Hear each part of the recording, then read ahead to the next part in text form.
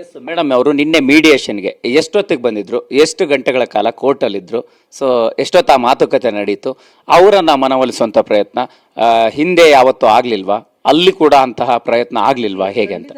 ಖಂಡಿತ ಆಯಿತು. ನಾನು mediator, one of the mediators appointed by Karnataka mediation centre, high court appoint ಮಾಡೋದು.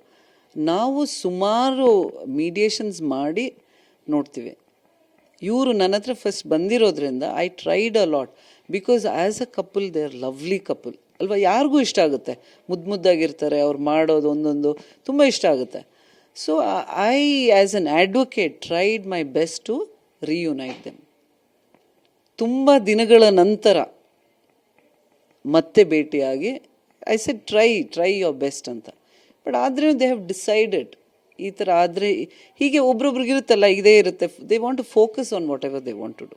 ಅದೇ ಮೇನಾಗಿ ಫೋಕಸ್ ಮಾಡಿ ಅವರ ಲೈಫ್ ಮುಂದುವರಿಸ್ಲಿ ಅಂತಲೇ I mean that is the best move ಅನಿಸುತ್ತೆ. ಬೇರೆ ಏನಿಲ್ಲ, ನಾವು ಫೋರ್ಸ್ ಮಾಡಿ ಒಂದಾಗಿ ಕಳಿಸಿದ್ರೆ. ನರೇಂದ್ರ ಗೌಡ HF ಹಸು ಸಾಕಾಣೆಯಿಂದ ವರ್ಷಕ್ಕೆ 18 ಲಕ್ಷ ಗಳಿಸ್ತಿದ್ದಾರೆ. ನೀವು ಕೂಡ ಅವರಿಂದ ಕಲಿಬೇಕಾ? ಅವ್ರ ಜೊತೆ ವಿಡಿಯೋ ಕಾಲ್ನಲ್ಲಿ ಮಾತಾಡಬೇಕಾ? ಈಗಲೇ ಫ್ರೀಡಮ್ ಆ್ಯಪ್ ಡೌನ್ಲೋಡ್ ಮಾಡಿ. ಟುಮಾರೋ ಇಫ್ ದ ಏನು ಹೇಳೋದು, mind set meeting of minds ಅಂತ ಹೇಳ್ತೀವಿ. If the meeting of minds ಇಬ್ಬರದು ಒಂದೇ ಥರ ಇಲ್ಲ ಅಂತ ಹೇಳಿದ್ರೆ, ಅವರಿಬ್ಬರಿಗೆ ಗೊತ್ತಿರೋದು, we don't know one can read your mind, isn't it? So ಆ ಮೀಟಿಂಗ್ ಆಫ್ ಮೈಂಡ್ಸ್ ಅಂದರೆ ಇಟ್ಸ್ ವೆರಿ ವೆರಿ ಇಂಪಾರ್ಟೆಂಟ್. ಅದು ಇಲ್ಲದೇ ಇದ್ದರೆ it is very difficult.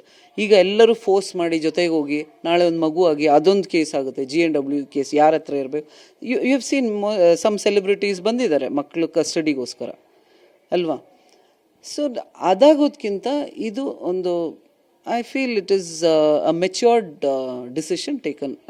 Mature ಆಗಿ ಒಂದು ಅಡಲ್ಟ್ ಹೇಗೆ ಡಿಸಿಷನ್ ತಗೊಳ್ತಾರೆ ಆ ಥರ ಇಬ್ಬರು ತೊಗೊಂಡಿದ್ದಾರೆ. And they are very good in the thinking, ಅಂದರೆ ಇನ್ ದ ಇಂಟೆಲೆಕ್ಚುಯಲ್ ಲೆವೆಲ್. ಇಬ್ರಿಗೂ ಯಾರೂ ಹೇಳ್ಕೊಡ್ಬೇಕಾಗಿಲ್ಲ. But parents have tried enough, both the parents have tried. It is an arrange marriage, ತಿಳ್ಕೊಳ್ಳಿ. Love come arrange, they have arrange and they have done it very well. So ಅದಕ್ಕೆ ಎಲ್ಲರ support ಇದೆ. ಅವ್ರು ಏನೇ ತೀರ್ಮಾನ ಮಾಡಿದ್ರೇನು ಬೇರೆ ಅವರು ಫೋರ್ಸ್ ಮಾಡಬಾರ್ದು ಅಲ್ವಾ. ಆ ಇಬ್ಬರು ಇಂಡಿವಿಜುವಲ್ಸ್ನ ಫ್ರೀಯಾಗಿ let them do. They're matured enough. I mean, most of them, they say she is not matured, she is too young. And no, she is 25 years old. She is also a lady. ಅವ್ರು ಏನೇ decision ತಗೊಂಡ್ರೇನೋ you must respect that. That is what I feel. Madam, ಈಗ 6 ತಿಂಗಳು ಅದೇ ಒಂದು cooling period ಅಥವಾ ಮೀಡಿಯೇಷನ್ಗೆ ಬಂದಾಗ ಅಂತ ಒಂದು ಅವಕಾಶನ ಸಾಕಷ್ಟು ಸಂದರ್ಭದಲ್ಲಿ ಕೊಟ್ಟಿರ್ತೀರಿ. ಸೊ ಇವ್ರಿಗೆ ಆ ಪಾಸಿಬಿಲಿಟೀಸ್ ಯಾಕೆ ಇರಲಿಲ್ಲ ಅನ್ನುವಂಥದ್ದು, ಮತ್ತೆ ನಿನ್ನೆನೆ ಅದು ಡಿಸೈಡ್ ಆಗಿ ಹೋಯ್ತಲ್ಲ ವಿಚ್ಛೇದನ ಅನ್ನುವಂಥದ್ದು, ಹೆಂಗೆ ಇರಲಿಲ್ಲ ಅಂತ ಹೇಳಿದ್ರೆ, ನಾವು 13B ಸಬ್ ಕ್ಲಾಸ್ 2 ಅಂತ ಒಂದು ಅಪ್ಲಿಕೇಶನ್ ಹಾಕೊಂಡ್ವಿ.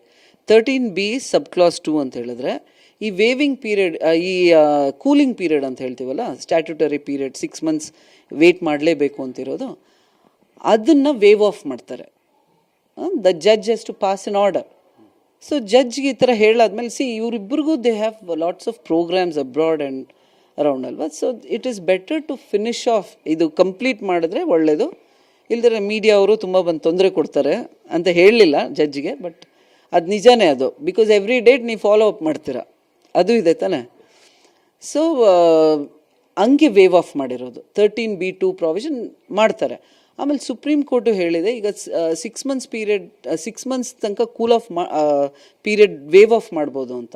ನಾನು ಹೇಳಿದ್ನಲ್ಲ, ಹರ್ದೀಪ್ ಸಿಂಗ್ ವರ್ಸಸ್ ಹರ್ವೀನ್ ಕೌರ್ ಅಂತ, ಆ ಜಜ್ಮೆಂಟಲ್ಲಿ ಕ್ಲಿಯರಾಗಿ ಹೇಳಿದ್ದಾರೆ. ಸೊ ಯಾರ್ಯಾರಿಗೆ ಅಷ್ಟು ವೇಟ್ ಮಾಡೋಕ್ಕಲ್ಲ, ಕೆಲವೊಂದ್ಸಲ ನಮಗೆ ಗೊತ್ತಾಗುತ್ತೆ ಮಕ್ಕಳಿದ್ದಾಗ ಅವ್ರ ಜೊತೆಗೆ ಸೇರ್ತಾರೆ ಅಂತ, ಸೇರಿಸ್ಬಹುದು ಅನ್ನೋದು. ಸೊ ಆವಾಗ we keep giving dates as mediators. ತುಂಬ ಡೇಟ್ಸ್ ಕೊಡ್ತೀವಿ. ಇಲ್ಲಿ ಒಂದು ಡಿಸಿಷನ್ ತಗೊಂಡು ನಾವು ಡಿಸೈಡ್ ಮಾಡಿದ್ದೀವಿ, 1 yearರಿಂದ ನಾವು ಡಿಸೈಡ್ ಮಾಡಿ ಬಂದಿರೋದು ಅಂತ ಹೇಳಿದ್ರೆ the court will accept that. Madam, mediation ಆದ ನಂತರ ವಿ ಟುಕ್ ಇಟ್ ಅಡ್ವಾನ್ಸ್ ಮಾಡ್ಕೊಂಡ್ವಿ. ಅದು ಆಗಸ್ಟ್ ಏನೋ ಡೇಟ್ ಕೊಟ್ಟಿದ್ರು, but we advance the matter and closed it. ಯಾಕಂದರೆ ಇವರು ಪದೇ ಪದೇ ಬರಬೇಕು, ಇವ್ರು ಎಲ್ಲಿರ್ತಾರೆ ಅಂತ ಹೇಳೋಕ್ಕಾಗಲ್ಲ. ಸೊ ಅದರಿಂದ ನಾವು ಅವತ್ತಿಂದ ನೆನ್ನೆನೇ ಕ್ಲೋಸ್ ಮಾಡಿದ್ವಿ. ಈಗ